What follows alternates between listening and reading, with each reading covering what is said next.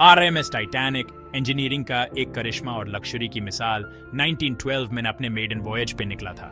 यह शिप अपने टाइम का सबसे बड़ा और सबसे एडवांस्ड शिप माना जाता था और इसकी सफार को लेकर लोगों में बहुत एक्साइटमेंट थी।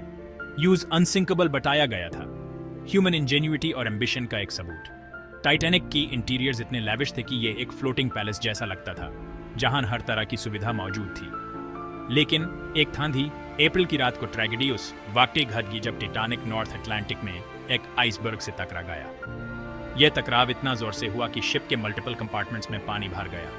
वो अनसिंकेबल जहाज मौजों के नीचे डूब गया, अपने साथ 1500 से ज्यादा जानों को लेकर। ये एक ऐसी ट्रेजेडी थी जो किसी ने सोची भी नहीं थी और इसने दुनिया को हिला के रख दिया। इस डिजास्टर ने पूरी दुनिया में हलचल मचा दी। हिस्ट्री पे एक ऐसा निशान छोड़ गया जो कभी नहीं मिटा। लोगों ने अपने प्यारों को खोया और ये खबर हर जगह फैल गई, हर अखबार और हर शहर में। जान माल का नुकसान बहुत बड़ा था और इस डूबने के सर्कमस्टेंसेस ने उस टाइम के सेफ्टी रेगुलेशंस की कमजोरियों को उजागर कर दिया। इसके बाद मैरीटाइम सेफ्टी रेगुलेशंस में कई रिफॉर्म्स लाए गए, जैसे कि लाइफ बोट्स की संख्या बढ़ाना और वायरलेस कम्युनिकेशन को मैंडेटरी बनाना। टाइटैनिक का डूबना एक कॉशनरी टेल बन गया, नेचर की पावर के सामने ह्यूमिलिटी की इंपॉर्टेंस और सी के अनप्रिडिक्टेबल नेचर की एक याद दी। यह हमेशा याद दिलाता है कि इंसान कितना भी एडवांस्ड हो जाए, नेचर के सामने हमेशा छोटा ही रहेगा। टाइटैनिक के डूबने ने पब्लिक की इमेजिनेशन को भी कैप्चर कर लिया। काउंटलेस बुक्स, फिल्म्स और डॉक्यूमेंट्रीज को इंस्पायर किया। यह कहानी इतनी पावरफुल है कि हर जनरेशन इसे रिलेट कर सकती है और इसे सीख ले सकती है। यह ट्रेजेडी हर बैकग्राउंड के लोगों के साथ डीपली रेजोनेट हुई, ह्यूमन वल्नरेबिलिटी और लाइफ की फ्रेजिलिटी का एक सिंबल बन गई। लोग आज भी टाइटैनिक के डिसेंडेंट्स से मिलते हैं, उनकी कहानियां सुनते हैं और उनके दुख को महसूस करते हैं। टाइटैनिक की कहानी अपने हेरोइज्म, सैक्रिफाइस और लॉस के किस्सों के साथ आज भी हमें फैशनेट और मूव करती है। ये कहानी सिर्फ एक शिप की नहीं, बल्कि उन लोगों की भी है जो उस रात अपनी जान बचाने के लिए लड़ रहे थे और उनके परिवारों की जो उन्हें वापस आने का इंतजार कर रहे थे।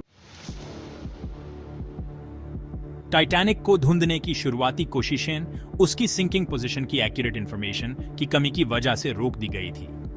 जब टाइटैनिक डूबा, उस व्यक्ति के कम्युनिकेशन और नेविगेशन टूल्स इतने एडवांस्ड नहीं थे कि एग्जैक्ट लोकेशन को पिन पॉइंट कर सकें। सर्वाइवर्स की अकाउंट्स अलग अलग थे और इतनी गहरे में किसी wreck को पिन पॉइंट करने की टेक्नोलॉजी उस टाइम एग्जिस्ट ही नहीं करती थी।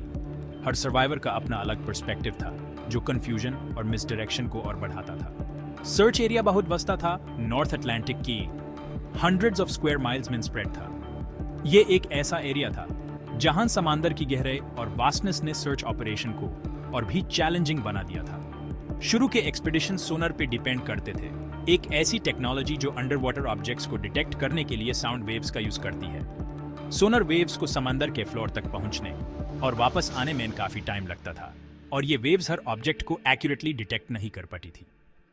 लेकिन अर्ली 20th सेंचुरी की सोनर सिस्टम्स प्रिमिटिव थी और उनकी रेंज और रेजोल्यूशन लिमिटेड थी। ये सिस्टम सर्फ बेड ऑब्जेक्ट्स को डिटेक्ट कर सकते थे और टाइटैनिक के wreckage को एक्यूरेटली लोकेट करना इनके लिए मुश्किल था। समंदर की गहराई और अंडर वाटर माउंटेन्स और कैनियंस की मौजूदगी ने टाइटैनिक के wreckage को सराउंडिंग टेरेन से अलग करने के टास्क को बहुत मुश्किल बना दिया था। ये रगड टेरेन सोनर वेव्स को डिस्टॉर्ट कर देती थी, जिससे एक्यूरेट रीडिंग्स मिलना और भी मुश्किल हो जाता था। चैलेंजेस के बावजूद टाइटैनिक को ढूंढने की चाहत कभी कम नहीं हुई। हर एक्सपेडिशन के पीछे एक नई उम्मीद और डिटर्मिनेशन होती थी जो एक्सप्लोरर्स को आगे बढ़ने के लिए प्रेरित करती थी। एक्सप्लोरर्स, ओशनोग्राफर्स और ट्रेजर हंटर्स सभी चैलेंज की तरफ खिंचे चले आए। नॉलेज की प्यास, एडवेंचर की भावना और डीप के सीक्रेट्स को उनकवर करने के अलूर ने उन्हें ड्रिवन किया। ये लोग अपनी जान को खतरे में डालकर भी टाइटैनिक को ढूंढने के लिए तैयार थे। हर फेल्ड एक्सपीडिशन ने टाइटैनिक के मिस्टिक को और बढ़ाया, wreck की कंडीशन और उन कहानियों के बारे में स्पेकुलेशन को फ्यूल दिया जो वो होल्ड करता है।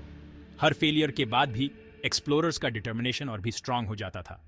20th सेंचुरी के लैटर हाफ तक अंडर वाटर एक्सप्लोरेशन टेक्नोलॉजी में सिग्निफिकेंट एडवांसमेंट्स नहीं हुए, जिससे टाइटैनिक को ढूंढना एक रियल पॉसिबिलिटी बन सका।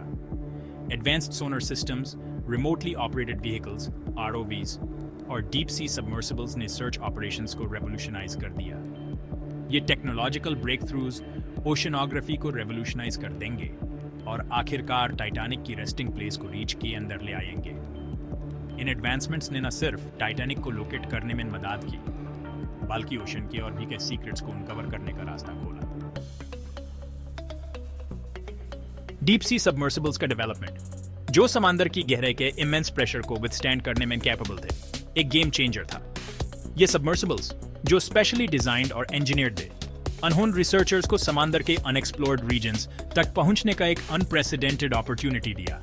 पहले समंदर के इन गहराइयों में जाना इम्पॉसिबल माना जाता था, लेकिन इन सबमर्सिबल्स ने इस इम्पॉसिबल को पॉसिबल बना दिया। ये अंडर वाटर व्हीकल्स जो पावरफुल लाइट्स और कैमरा से इक्विप्ड थे, रिसर्चर्स को पहली बार सीबेड को विजुअली एक्सप्लोर करने का मौका दिया। इन एडवांस टेक्नोलॉजीज की मदद से रिसर्चर्स ने समंदर के फ्लोर के पहले कभी न देखे गए विजुअल्स को कैप्चर किया। ये विजुअल्स न सिर्फ साइंटिफिक रिसर्च के लिए वैल्यूएबल थे, बल्कि उन्होंने आम लोगों को भी समंदर की अनएक्सप्लोर्ड ब्यूटी से इंट्रोड्यूस कराया। अब सोनार रीडिंग से लिमिटेड नहीं रहे, वो अब अपनी आंखों से समंदर के फ्लोर को देख सकते थे। ये एक रेवोल्यूशनरी स्टेप था, क्योंकि अब रिसर्चर्स को एक्यूरेट और डिटेल्ड ऑब्जर्वेशंस मिल रही थी, जो पहले सोनार रीडिंग से पॉसिबल नहीं थी। ये विजुअल डेटा उनके रिसर्च को एक नया डिमेंशन दे रहा था। एक और क्रूशियल एडवांसमेंट था साइड स्कैन सोनार का डेवलपमेंट, एक मोर सोफिस्टिकेटेड सोनार सिस्टम जो समंदर की फ्लोर की डिटेल्ड इमेजेस क्रिएट करता है। साइड स्कैन सोनार ने अंडर वाटर एक्सप्लोरेशन को एक नई दिशा दी, जहां पहले सोनार सिस्टम्स की लिमिटेशंस को ओवरकम किया गया। इस टेक्नोलॉजी ने रिसर्चर्स को समंदर की फ्लोर की डिटेल्ड और एक्यूरेट मैप्स बनाने में मदद की। ट्रेडिशनल सोनार के अनलाइक, जो साउंड वेव्स को डायरेक्टली डाउन सेंड करता है, साइड स्कैन सोनार साउंड का एक फैन शेप पल्स सेंड करता है जो सीबेड को स्वीप करता है।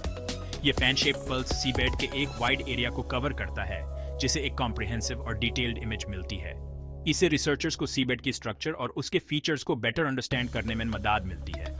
ये एक बहुत वाइडर और मोर डिटेल्ड इमेज क्रिएट करता है, जिससे रिसर्चर्स को उन ऑब्जेक्ट्स को आइडेंटिफाई करने में मदद मिलती है जो अर्लियर सोनार सिस्टम्स से मिस हो जाते थे। इस टेक्नोलॉजी ने अंडर वाटर आर्कियोलॉजी और मरीन बायोलॉजी में भी सिग्निफिकेंट कॉन्ट्रीब्यूशंस दिए हैं, जहां रिसर्चर्स ने पहले कभी न देखे गए मरीन लाइफ फॉर्म्स और एंशिएंट शिपरेक्स को डिस्कवर किया।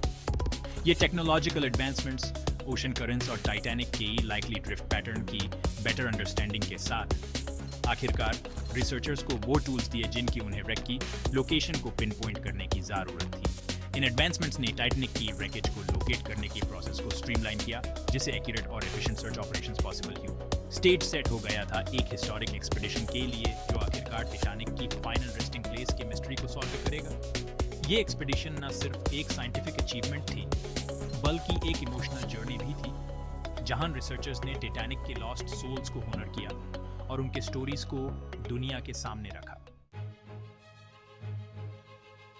Section 4. The Ballard Expedition, a momentous discovery.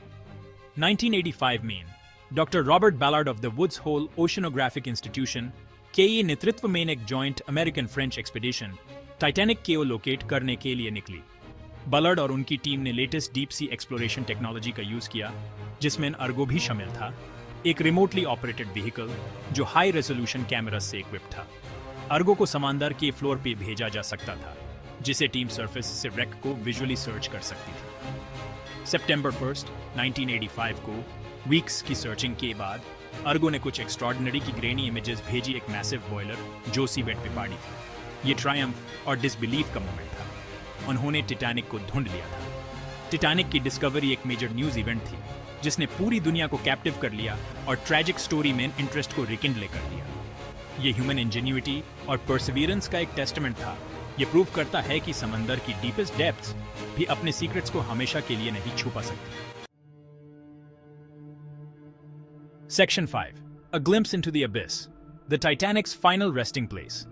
Titanic के wreckage समंदर के फ्लोर पे approximately 12,500 feet या 3,800 meters की गहराई पे पड़ा है। जहाज डूबते वक्त वो टूट गया था, जिसे डिब्री एक वाइड एरिया में स्कैटर हो गया। बो और stern sections about a third of a mile apart हैं, जिसकी बीच में thousands of artifacts वाला एक डिब्री फील्ड स्कैटर्ड है। डीप ओशन के हार्श कंडीशंस के कारण wreckage ढाई डिटीरियरेट हो रहा है। ठंडे टेम्परेचर्स, लाइट की कमी और हाई प्रेशर मरीन लाइफ के लिए एक चैलेंजिंग एनवायरनमेंट क्रिएट करते हैं। हाउएवर, टाइटैनिक एक आर्टिफिशियल रीफ बन गया है जो वैरायटी ऑफ क्रीचर्स को हैबिटेट प्रोवाइड करता है। टाइम की पैसेज के बावजूद टाइटैनिक का wreckage एक पावरफुल और हॉन्टिंग साइट बना हुआ है। ये अस ट्रेजेडी की एक सॉलेम रिमाइंडर है, अस फेटफुल नाइट पे अपनी जान गंवाने वाले थाउजेंड्स ऑफ सोल्स के लिए एक ग्रेवयार्ड। टाइटैनिक की डिस्कवरी ने पास्ट में एक विंडो ओपन किया जिससे हम जहाज की फाइनल रेस्टिंग प्लेस को देख सके और उन फोर्सेस को समझ सके जिन्होंने उसकी डिस्ट्रक्शन में योगदान दिया।